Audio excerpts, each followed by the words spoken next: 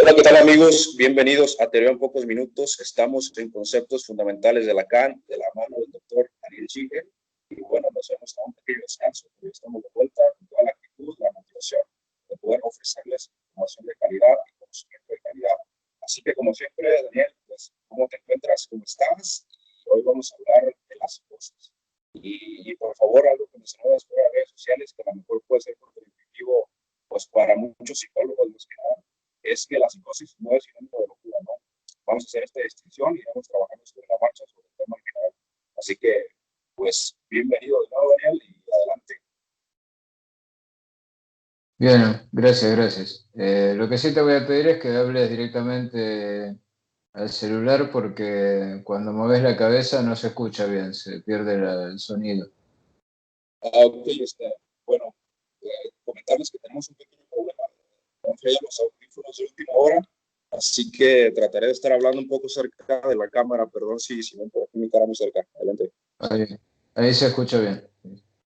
Bueno, la idea era diferenciar, ¿no? La locura de la psicosis. Me parece importante porque muchos psicólogos suelen confundir los dos términos, ¿no? Hay que tener en cuenta que la locura es, como dice Foucault, más bien una construcción que tiene que ver con determinado contexto, ¿no? Del siglo XIX, cuando surgen las ciencias humanas y las sociedades de control, los estados totalitarios, intentan algún tipo de concepto de salud mental, ¿no es cierto? Y generar instituciones donde encerrar a las personas que se salen fuera de ciertos cánones, ¿no? De lo que se considera normalidad.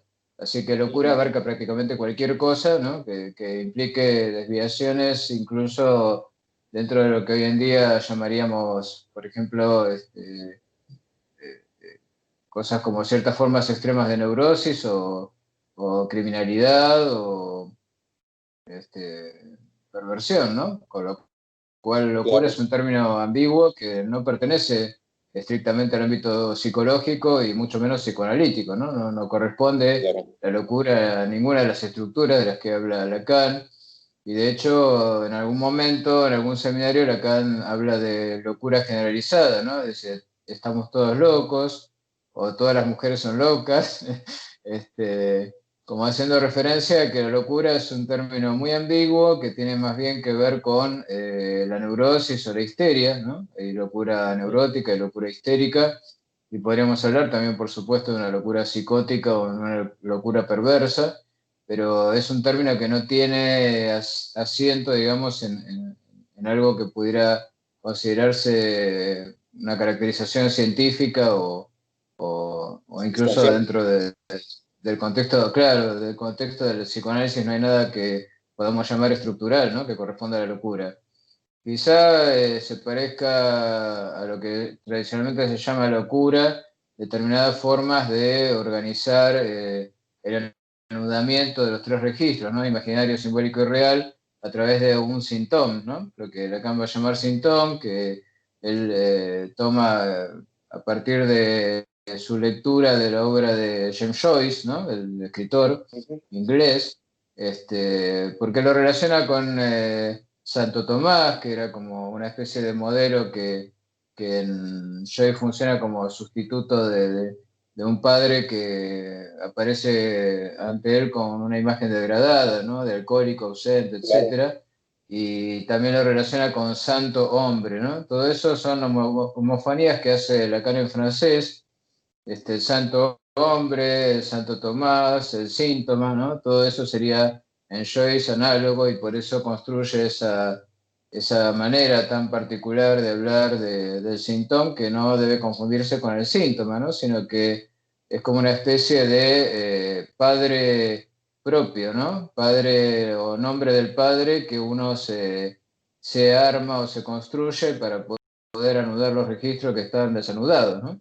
Pero que eso claro. podemos encontrarlo en realidad en toda forma de neurosis, ¿no? Y no caracterizaría Sí. tampoco la estructura psicótica.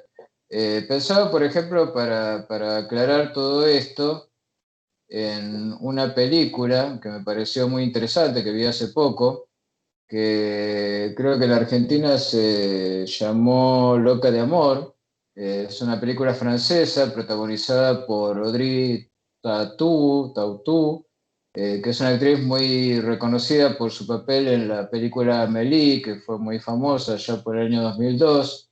Este, y esta película que en el original se llama en realidad a la locura y más allá, digamos, la traducción literal sería esa, pero a la locura como Claro, quien dice aferrado a la locura, ¿no? A la folie, plus, o Paz de Tout, algo así es el título original. Yo no sé sí, francés, así que perdón por mi pronunciación, ¿no? Pero eh, pensaba que uno generalmente relaciona la locura, y esto también es muy común en algunos filósofos, como por ejemplo en Deleuze, con cierta forma de libertad, ¿no? De la formación ujú, de una especie de construcción personal, ¿no? Construcción individual, aunque no voluntaria, pero que sí, caracteriza lo que llamamos generalmente los locos lindos, o las personas marginales, o los poetas malditos, ¿no? Todo lo que tiene que ver con la creatividad.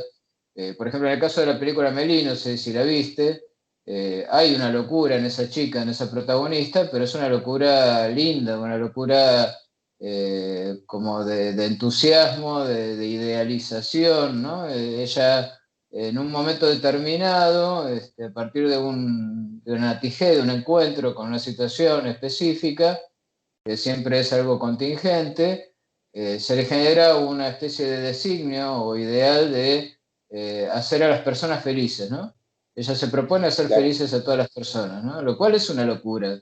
Pero es una locura sí, que se parece mucho también a la locura del adolescente idealista que quiere transformar el mundo y mejorarlo, ¿no? Que se supone que con la maduración eso se va perdiendo, ¿no? Y uno va haciéndose cada vez más conservador, digamos, ¿no? Por tener otra forma de anudar las relaciones entre lo imaginario, lo simbólico y lo real. Pero esa locura linda, digamos, no tiene nada que ver con la psicosis. La psicosis es terrible, devastadora, y si hay algo que no se puede hacer con la psicosis, como dice Lacan, es un intento de comprensión. No hay que comprender al psicótico.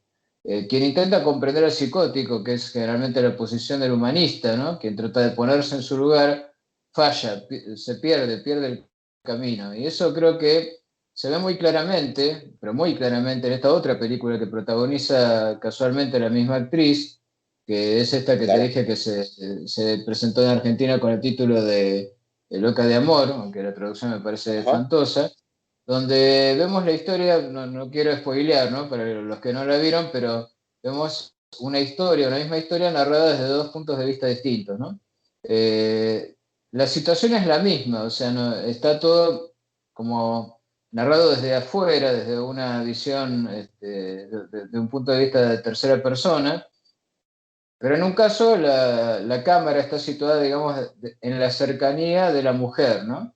Y cuando la cámara se pone en esa cercanía, uno hace como una especie de intento de empatizar con esa persona, con la protagonista, aunque nota que hay algo extraño, ¿no? Que hay algo peculiar, algo del orden de la locura en ese sentido, ¿no? Algo desviado en ella, que tiene que ver con una pasión exagerada que siente por un determinado hombre, ¿no?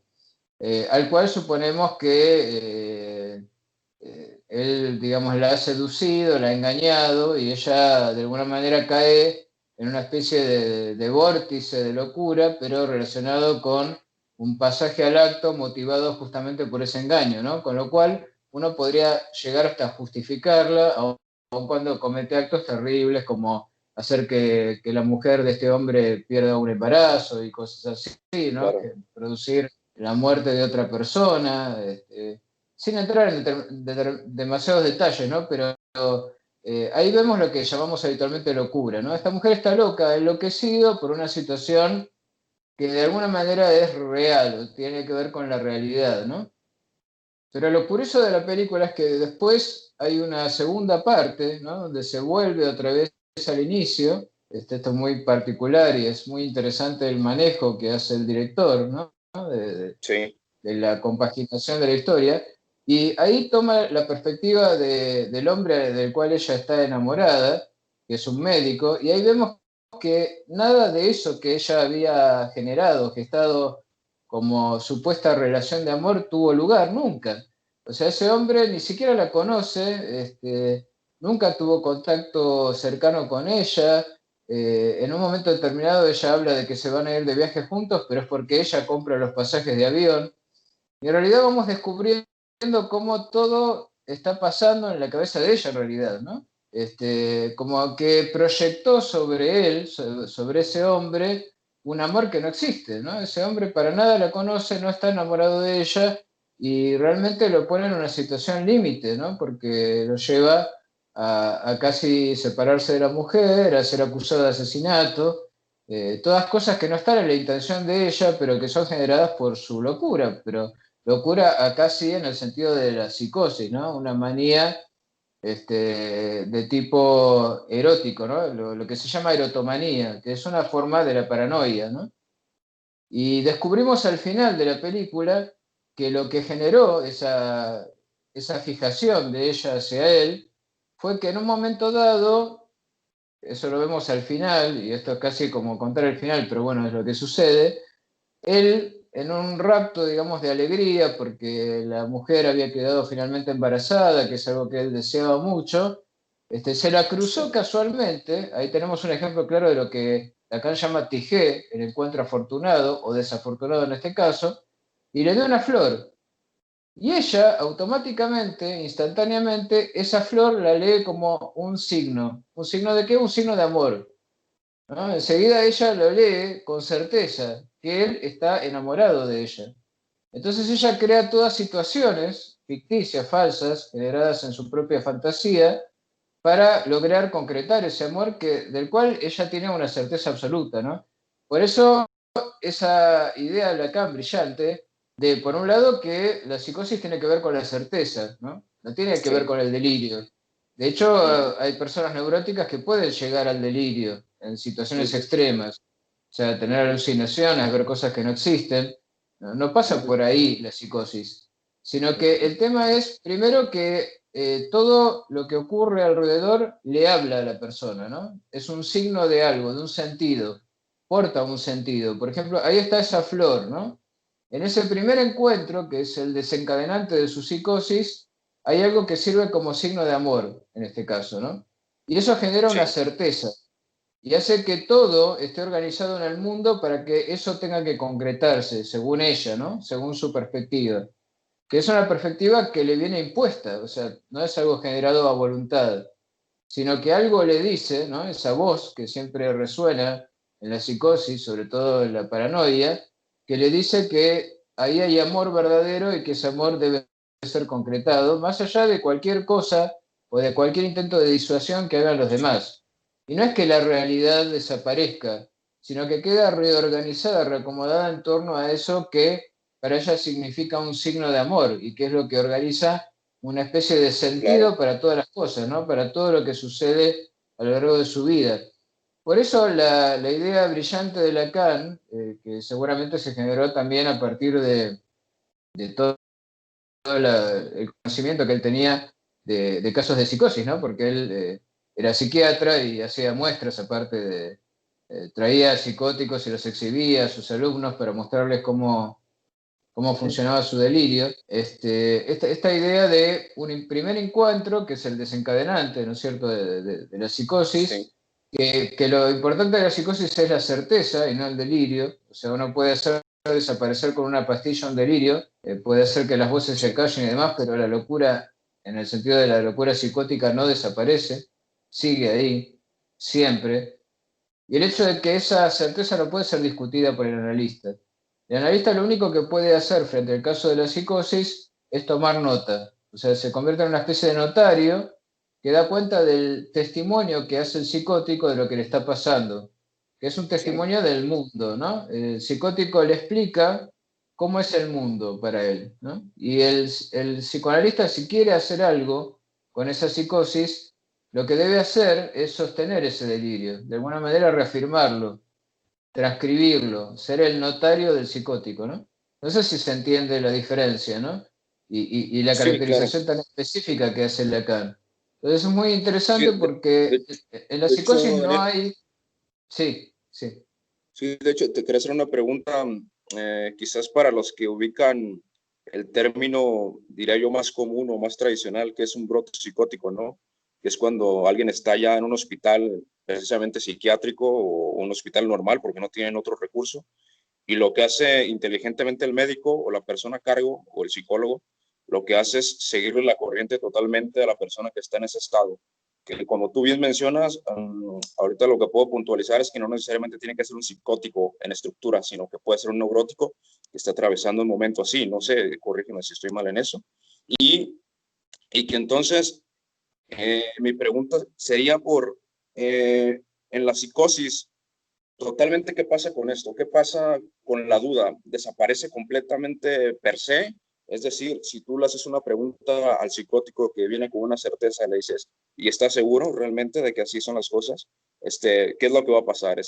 ¿Agresión? ¿Qué es lo que va a pasar? El psicótico puede actuar de una forma despectiva, agresiva, no sé, ¿qué se me ocurre que podría pasar? Porque de pronto, para nosotros que sí estamos acostumbrados a hacernos preguntas porque somos neuróticos, pues quizás no sea difícil, vaya, ponernos en una situación en la que tengamos que hablar con una persona que está completamente segura de que lo que piensa y lo que está viviendo es, vaya, pues es la realidad, ¿no? Que no hay cuestión ahí. Sí, ojo porque muchos neuróticos tienen puntos de certeza. Por ejemplo, lo vemos en política, ¿no? Cuando uno cuestiona determinados prejuicios políticos, la persona cuestionada desespera. Pero justamente cuando la reacción es violenta, cuando la reacción es de despreciar al otro, de una manera de intentar rebajarlo y demás, hay como una brecha de duda, porque si hubiera una certeza absoluta, directamente el otro aparece como lo que dice Schreber, ¿no? Como una especie de sombra de hombre a la cual ni siquiera vale la pena cuestionarle nada, ¿no? Incluso el psicótico puede perfectamente aprender a simular normalidad, digamos, o sea, a aceptar todo lo que el otro le dice y le cuestiona, pero solo porque entiende que el que está loco es el otro, con lo cual le sigue la corriente para poder seguir él con su propio delirio. Entonces, las reacciones generalmente no son violentas frente al que cuestiona, sino que son simplemente de una tranquila reafirmación de su propia certeza, o bien si el otro insiste, digamos, o si ya está en una situación de encierro, ¿no? Psiquiátrico, simular normalidad, cosa que un psicótico puede ser tranquilamente, porque no le importa, digamos, él sostiene su certeza, la certeza es el centro, el núcleo de su propia existencia, ¿no? Entonces es algo que no puede ser de ninguna manera removido o cuestionado. En el caso de la locura neurótica que puede darse, como vemos, en cualquier situación, incluso en cuestiones, como te decía, ¿no? De Ajá, adhesión a un determinado ideal sí, político, lo que sea, podríamos decir que el neurótico muestra siempre la hilacha, ¿no? En el sentido de que cuando se pone mal, claro, empieza a ponerse nervioso, se endurece, insulta. Ahí da claro. muestras de que no está del todo seguro, digamos. Y eso es lo que lo salva, digamos, eso es lo que lo salva de la psicosis. Por más que pueda seguir sosteniendo esa forma de certeza, no es la certeza psicótica. La certeza psicótica es como que el delirio es más cierto que su propia existencia, hasta el punto de que muchos psicóticos pierden el nombre, ¿no? Es como encontrarse de golpe en la situación de decir, yo me morí ayer, ¿no? Hay como una muerte psíquica que es relatada como la pérdida del nombre propio. Muchas veces se sustituye el nombre propio por otro nombre propio que ellos mismos se inventan, ¿no? Con lo cual, todo lo que tiene que ver con la personalidad, como diríamos habitualmente, o con el yo, todo eso pasa a un plano secundario, ¿no? Lo importante es sostener el delirio, sostener esa certeza delirante, ¿no? Que no tiene que ver con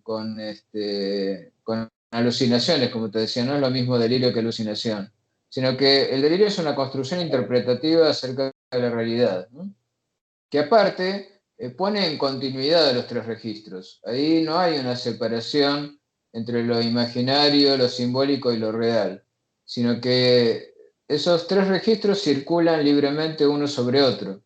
no están anudados como en el nudo Borromeo, ¿no? Donde se dan situaciones de intersección, donde tenemos, bueno, el sentido, el goce de fálico, el goce de la falta del otro, como habíamos visto en el esquema, ¿no? Sí, Que hicimos, que mostramos varias veces, sino que todas esas intersecciones colapsan en un punto donde, por ejemplo, lo simbólico circula libremente hacia el sentido imaginario.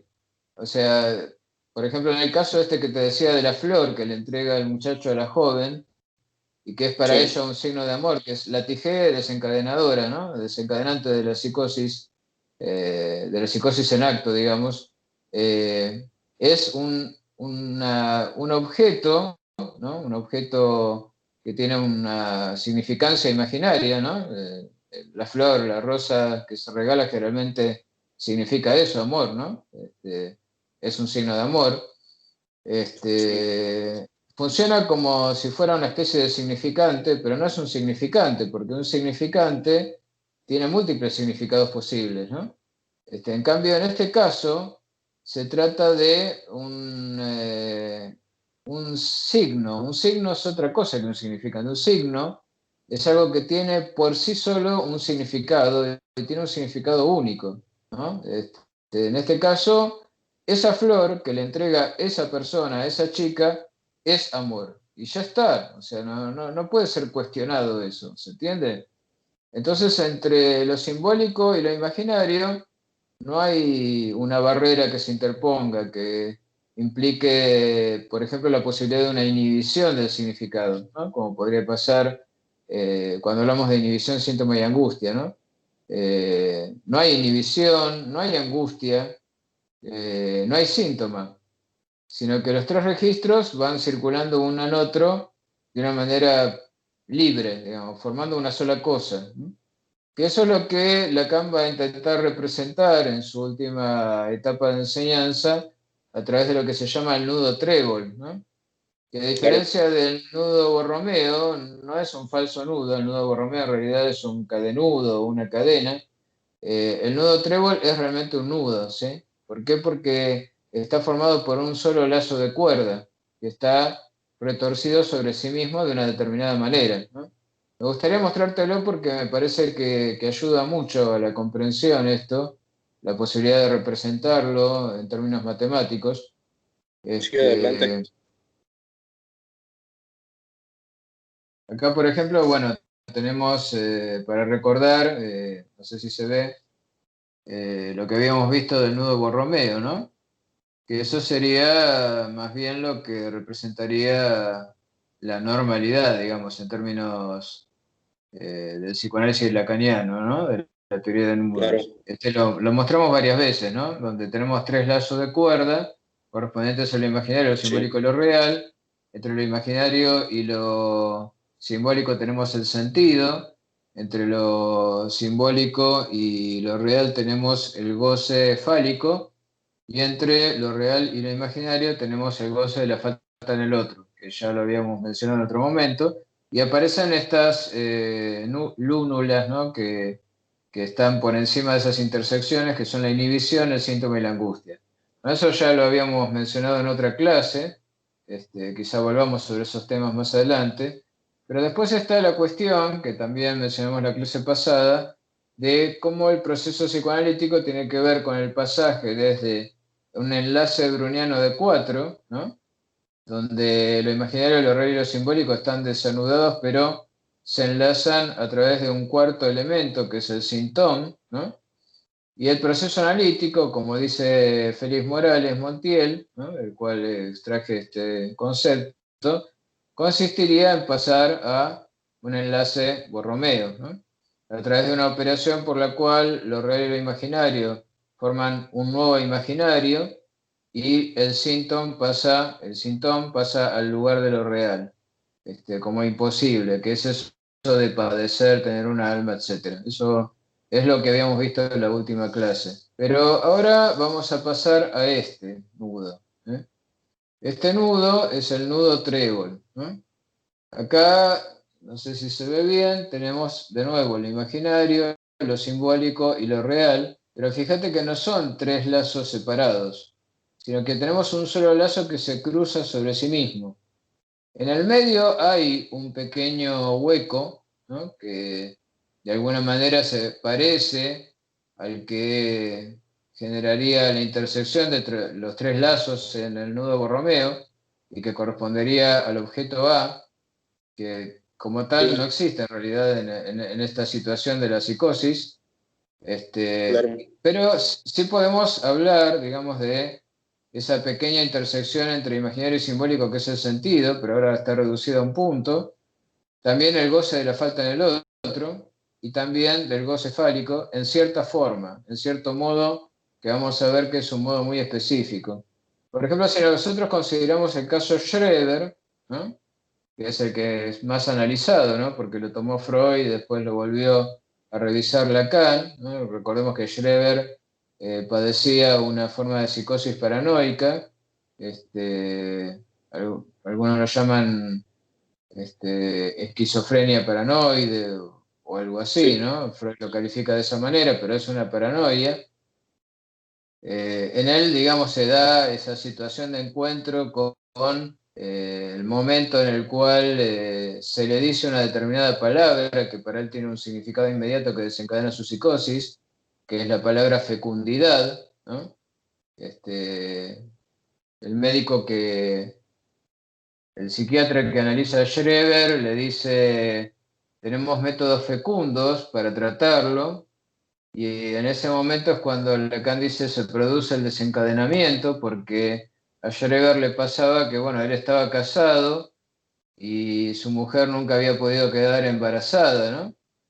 Entonces hay algo en el término, en ese término que le hace signo, ¿no? Digo, como a la chica esta de la película le hacía signo a la rosa, como signo de amor, lo que le dice de la fecundidad de este médico psiquiatra que lo atiende, le hace signo, pero en este caso de una manera persecutoria, ¿no? Donde Schreber de golpe siente que es acosado por este médico psiquiatra, ¿no? Y que los enfermeros que están en el mismo instituto psiquiátrico lo sirven y que son sombras de hombres, y ahí el médico aparece como alguien que lo persigue y que Freud interpreta como una especie de expulsión de un deseo homoerótico en Schreber. Schreber en realidad habría tenido un deseo homosexual que en una situación de neurosis estaría reprimido, pero en el caso de él, en una situación de psicosis, está excluido de una manera tal que le retorna de lo real a través de una persecución que sufre por parte de su psiquiatra, ¿no? Entonces, ese sería el punto que podríamos considerar fálico, digamos, en el sentido de que él se siente víctima de la persecución de aquel que tiene el falo, que estaría representado en este caso por esta especie de némesis que él se crea, que es este médico que lo persigue, ¿no? Y él, por otra parte, para poder sortear esta situación y generar, digamos, su propio anudamiento, ¿no? Frente a este deshilachamiento que sufre su manera, digamos, de articular los significantes, el deshilachamiento de lo simbólico, genera finalmente la idea de que él va a generar una nueva raza de hombres que no van a ser estas sombras de hombres que son los enfermeros del psiquiátrico, y que para poder hacerlo él se va a convertir en la mujer de Dios, ¿no? Entonces yo pensaba que esto de convertirse en la mujer de Dios es un poco como la manera en que aparece, digamos, por supuesto no de una forma neurótica, algo muy cercano a lo que veíamos en otra clase, que es el goce de la falta en el otro, ¿no? Como goce femenino, ¿no? Como ese goce femenino no fálico que tiene que ver con la experiencia mística, ¿no? En el caso de Schroeder, teñido explícitamente, digamos, de sexualidad, pero como de dejarse fecundar por Dios, en el sentido de Dios como lo absoluto, ¿no? Si consideramos a Dios como lo que podría ponerse en el lugar de lo real acá, ¿no? Dios entendido sí justamente que, como lo real, como imposible, Pero como ves, acá no estamos tratando de entenderlo a él como poniéndonos en su lugar, sino que estamos tratando de encontrar la lógica del delirio, ¿no? Que es algo muy diferente, ¿no? Por eso Lacan no se propone comprender al loco, ¿no? Entendiendo al loco como psicótico, poniéndose en el lugar de Sí, él, porque eso es imposible. De hecho, si uno ve la película esta que te mencionaba, sobre todo la segunda parte, ¿no? Este, Después de una primera etapa de empatía, ¿no? Donde uno dice, pobre chica, ¿no? Que es engañada por este médico del cual está enamorada, y bueno, es lógico que ella enloquezca por eso y que termina incluso haciendo cosas terribles por esa locura de amor, digamos. Después en la segunda etapa, cuando vemos que en realidad no hubo nada, ¿no? Y que la víctima acá es el médico, porque el médico realmente ni siquiera sabía que ella existía y estaba totalmente enamorado de su mujer y lo que quería era tener un hijo y ahí estaba centrado su deseo. Y es más, era una persona que era intachable, por más que en un momento determinado golpea a una mujer y uno podría identificarlo eso enseguida como una violencia de género, es producto de la situación en la que él se encuentra como víctima de ella, porque la verdadera víctima es el médico protagonista, no la psicótica que tiene ese delirio con él. Ahí ya perdemos esa empatía, ¿no? De golpe comprendemos que no se puede sentir simpatía por esa persona, ¿no? Es muy interesante el efecto que genera el espectador esa película cuando nos muestra la perspectiva desde afuera, de la perspectiva del médico, y vemos la consistencia de ese delirio y también la falta de cualquier posibilidad de comprenderlo en el sentido tradicional, ¿no? En el sentido de ponerse en el lugar de él. Digamos, no podemos ponernos en el lugar de esa chica porque es una estructura radicalmente diferente a la del neurótico.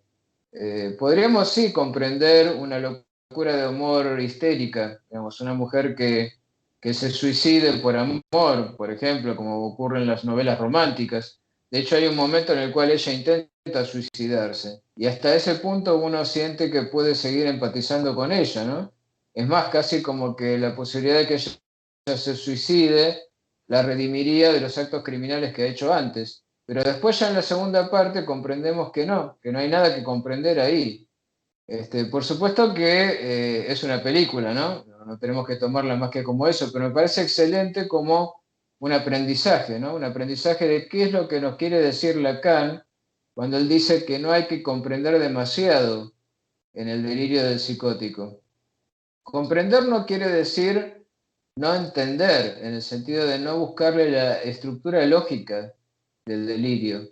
En el caso de Schreber, por ejemplo, lo que destacaba Freud es el hecho de que era notable cómo Schreber se daba cuenta de algo que Freud también advertía, y es cómo somos manejados por algo que nos trasciende, digamos, que va más allá de nosotros mismos.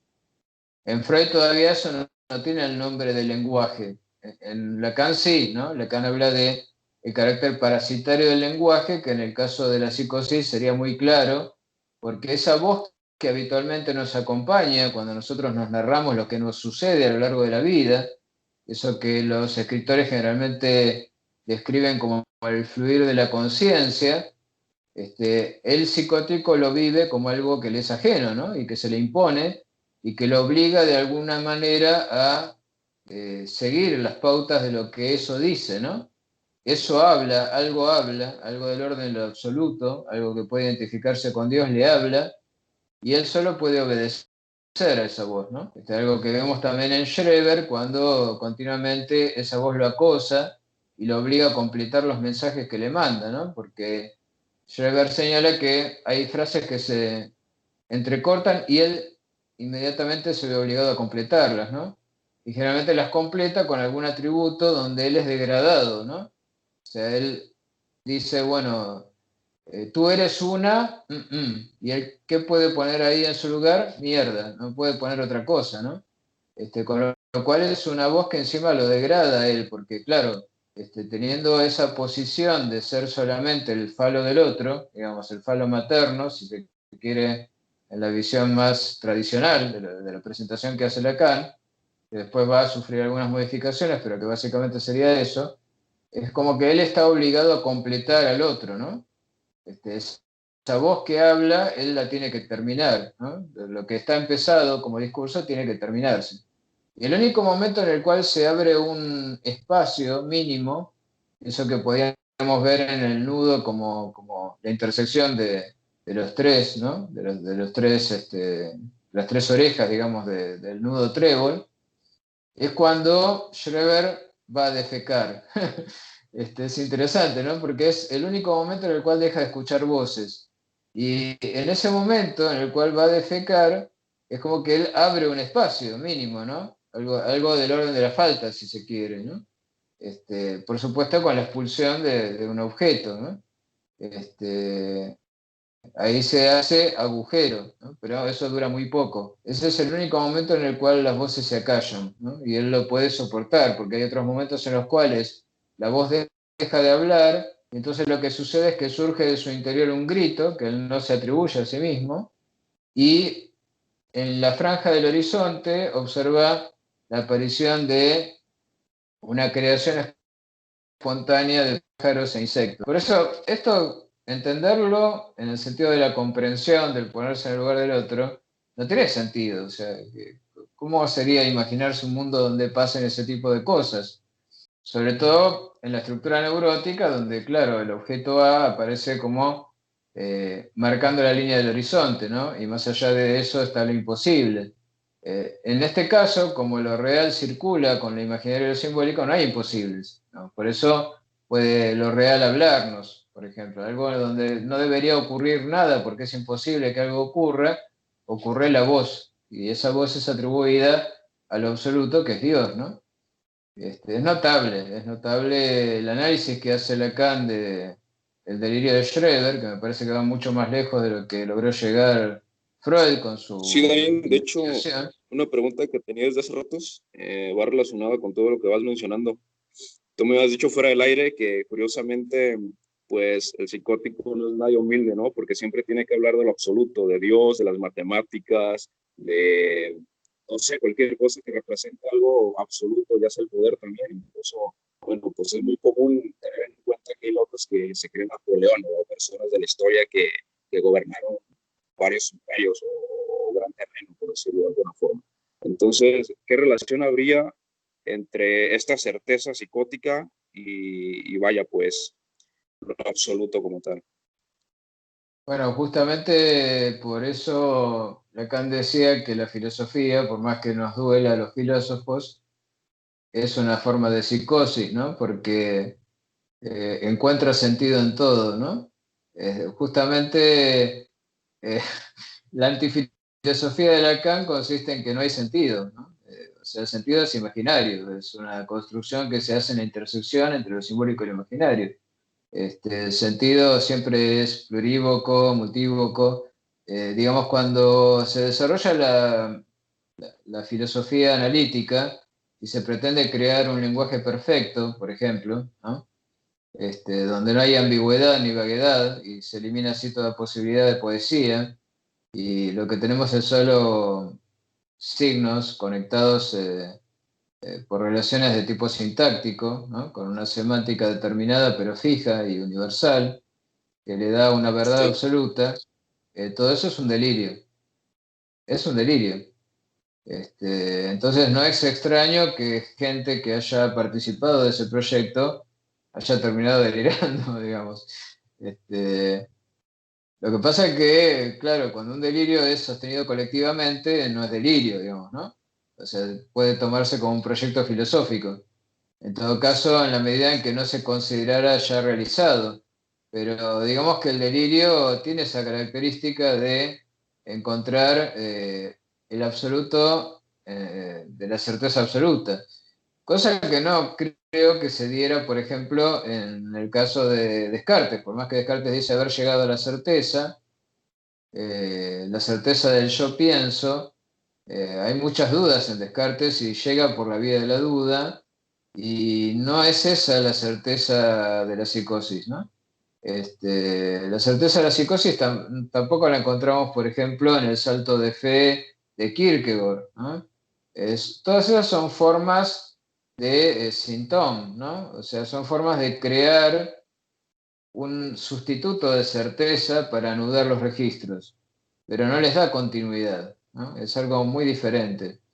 Yo siempre me pregunté por qué, digamos, en disciplinas donde se roza lo absoluto de alguna manera, ¿no? Como la filosofía, tenemos el caso de Hölderlin, por ejemplo, que termina en el delirio. Tenemos a Nietzsche, ¿no? Bueno, en el caso de Nietzsche podríamos considerar que, bueno, está el tema de la parálisis cerebral producida por la sífilis, ¿no? Pero ya habían claramente tendencias maníaco-depresivas en él, ¿no? Pero siempre hay una especie de cercanía, ¿no? Entre la búsqueda de un sentido absoluto para las cosas y la psicosis, ¿no?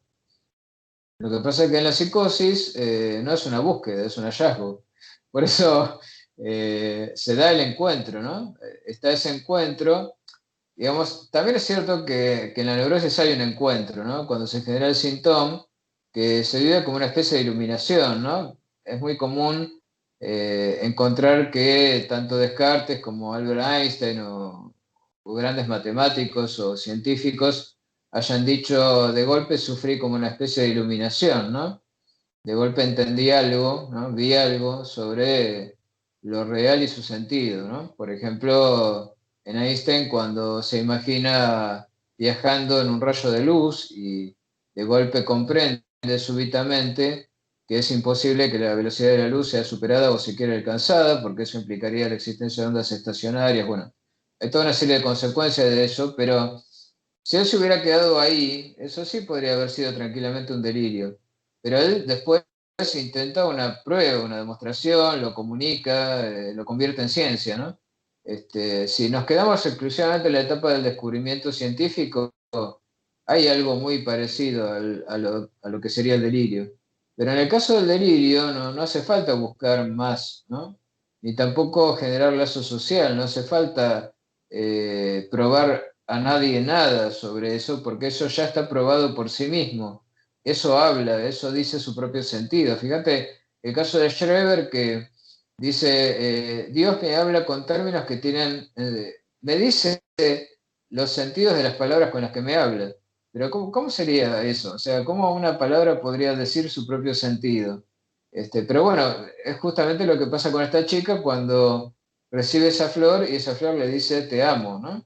En el caso no sé, dos novios comunes, digamos, también la flor dice te amo, pero no hay certeza. O sea, la chica sabe que, bueno, puede ser un engaño, ¿no? Acá no hay engaño, digamos, es como que la cosa habla y dice su propio sentido. La cosa funciona como un signo de un significado, ¿no?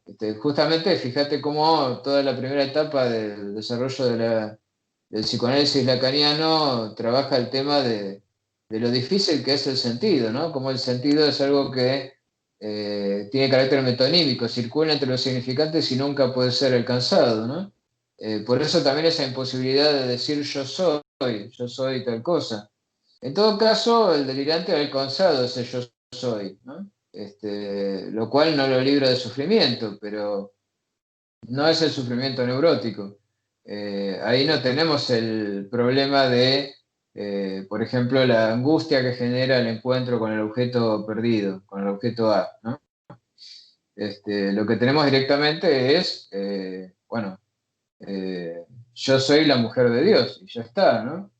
No hay problema con eso. Es más, eso le da un lugar, ¿no? Le da un lugar dentro de la estructura del mundo, de ese mundo cuyo sentido ya ha sido revelado.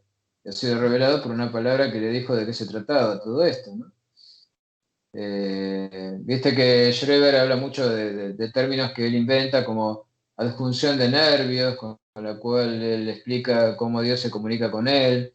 Eso lo relata Lacan, ¿no? En el Seminario 3 cuando habla de la psicosis, que muy bien dice la psicosis porque psicosis hay muchas, ¿no? Con eso da a entender que lo de Schreber lo toma solo como una especie de modelo interpretativo o explicativo, pero claro, en el caso de la esquizofrenia ni siquiera tenemos esa articulación delirante que le da consistencia al delirio, por ejemplo, en el caso de la paranoia, ¿no?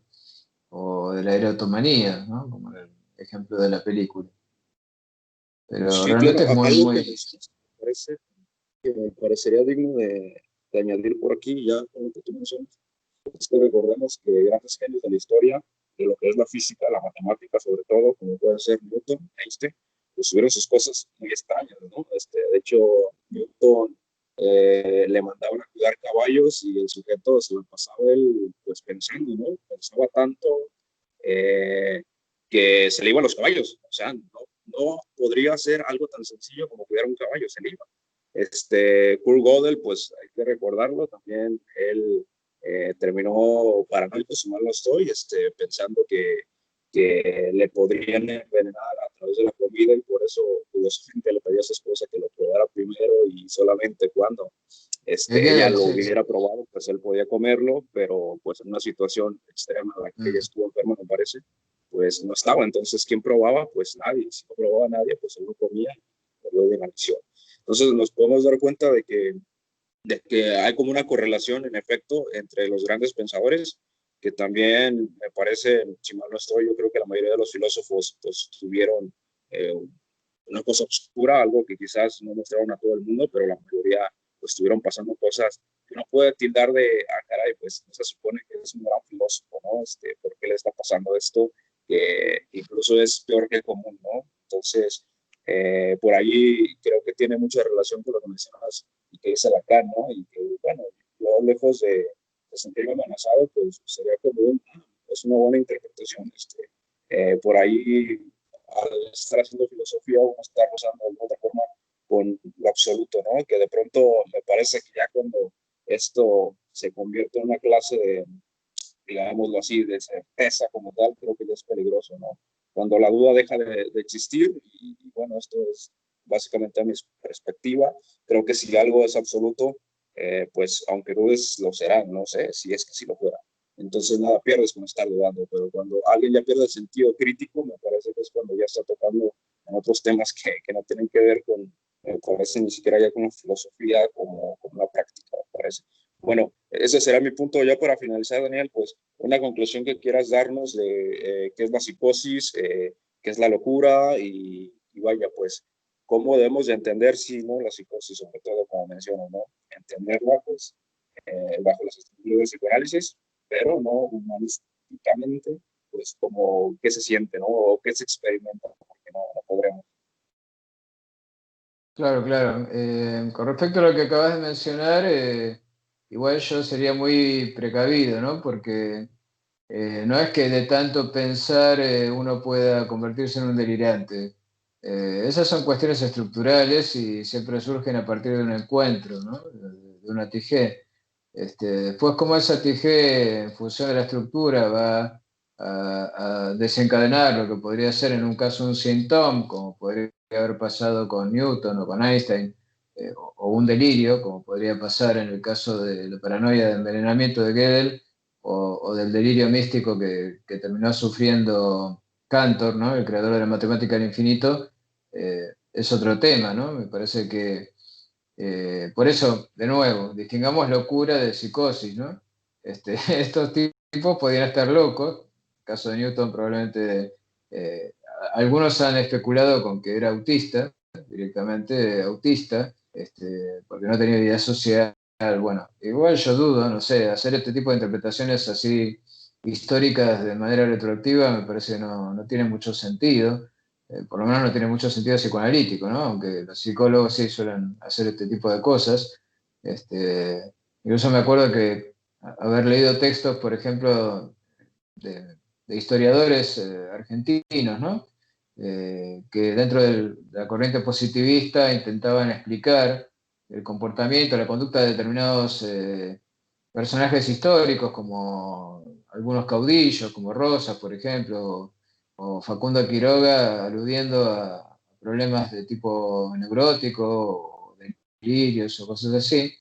Me parece que en realidad no tiene demasiado sentido, pero sí es cierto que hay una cuestión que llama la atención, ¿no? Con respecto a esta manera en que se desarrollan algunas formas de psicosis, ¿no? Porque tampoco es que todos los delirios son tan brillantes como el de Schroeder. Tampoco tenemos que pensar en esos términos. De hecho, el de esta película que yo te mencionaba, de brillante no tiene nada.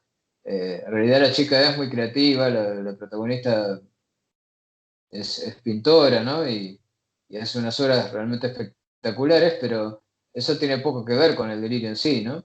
Es algo circunstancial, obviamente.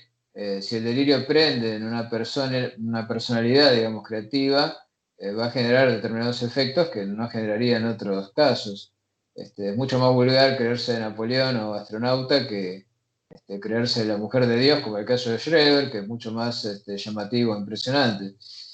Quizá por eso también yo cuestionaría mucho esto de las llamadas psicosis ordinarias, ¿no? Que parecen hacer una diferencia según el tipo de delirio en psicosis ordinarias y psicosis extraordinarias. Me parece que es un detalle nada más. A veces se dice que las psicosis ordinarias son las todavía no desencadenadas, pero en realidad hasta que no se desencadena es muy difícil saber, ¿no?, qué hay ahí. Este, Sería como hacer una especie de predicción a partir de ciertas conductas. En realidad, una vez que se ha desencadenado el Claro, delirio, uno puede retroactivamente darse cuenta de que eso estaba en un terreno adecuado, digamos, para que pudiera germinar, por así decir, metafóricamente claro, hablando, ¿no? Por supuesto.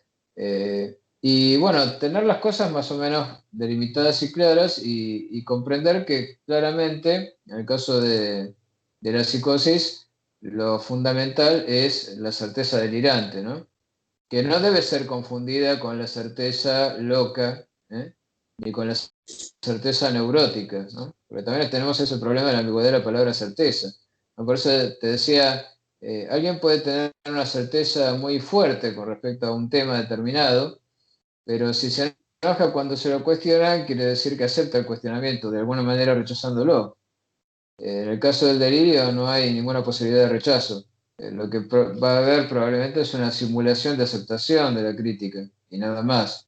Este, y lo otro, digamos, lo que vemos en pensadores así notables como Newton, Einstein o el propio Descartes, o en Freud, por ejemplo, con el tema de la certeza que él tiene, en cierta forma, certeza neurótica, de que puede explicarlo todo a partir del Edipo, ¿no?